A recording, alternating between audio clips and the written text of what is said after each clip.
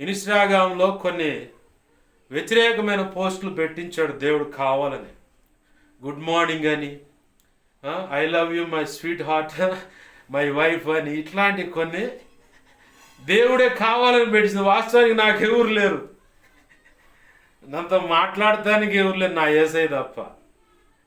ఇంట్లో కుటుంబ సభ్యులున్న నా బాధ, నా పరిస్థితులు అన్నీ అర్థం చేసుకునేవాళ్ళు కాదు వాళ్ళు. నేను ఒక రకమైన ధరువులో ఉంటే వాళ్ళే నాకు చెబుతూ ఉంటారు, ఇదయ్యా అదయ్యా ఇదయ్యా పరిస్థితి అది. నిన్న బుధవారం మంచి డెప్త్లో పోయా దాచేపల్లి, ఆడకపోతే వాళ్ళ బాధలు చెబుతున్నారు. నేను సైలెంట్ అయ్యి నా అన్ని పక్కన పడేసి వాళ్ళ సంగతులు ఏంటనే ఇక అదే పనిగా పెట్టుకుని వాళ్ళ సంగతులన్నీ విని వాళ్ళ కోసం ప్రార్థన చేసి,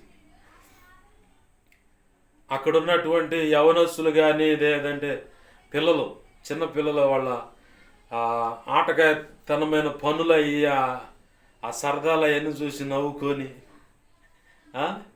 ఇక చిన్నగా నేను వెళ్ళే మార్గము నా యేసుకే తెలియనని ఇక అట్లనే బయలుదేరొచ్చా. నాకు ఎవరు లేరు.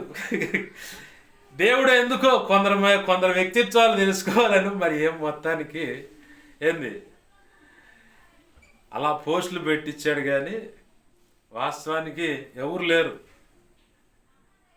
కొందరి యొక్క వ్యక్తిత్వాలు బయటికి రావటానికి, వాళ్ళ మనస్థితి ఏంటో స్పష్టంగా తేటగా అర్థం కావటానికి వ్యతిరేకమైన పరిస్థితులు ఉన్నప్పుడే అసలు బయటకు వస్తుంది. వ్యతిరేకమైన పరిస్థితులు లేకపోతే అంతా మనోళ్ళే అని బులుముకుంటాం. వాస్తవిది దేవుడే దీనికి సాక్ష్యం. ఇంకా ఎందుకు ప్రభు అంటే నా పనుందులో పెట్టురాండు. దేవుడు అనుమతిస్తేనే ఇక ఆ విషయాలు, ఆ పోస్టులైనా, ఆ గుడ్ మార్నింగ్ అయినా లేదంటే గుడ్ నైట్ అయినా కానీ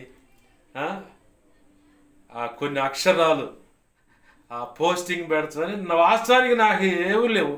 ఆ బొమ్మలు కనపడంగా ఏంటి ఇది పెట్టాలా ప్రభు అంటే ఆ పెట్టేసి అని చెప్పంటే అలా పోస్టింగ్ చేసినాయే. కానీ మనకు రహస్యంగా ఎవరు లేరు. అయినాయి అవ్వాల్సిన గాయాలన్నీ అయినాయి, ఒళ్ళంతా గొల్లగొల్లైంది, జీవితమే అంతా అతలాకుతలం అయిపోయి దేవుని పని ఇక అదే దిక్కు తప్ప రెండోది లేదు.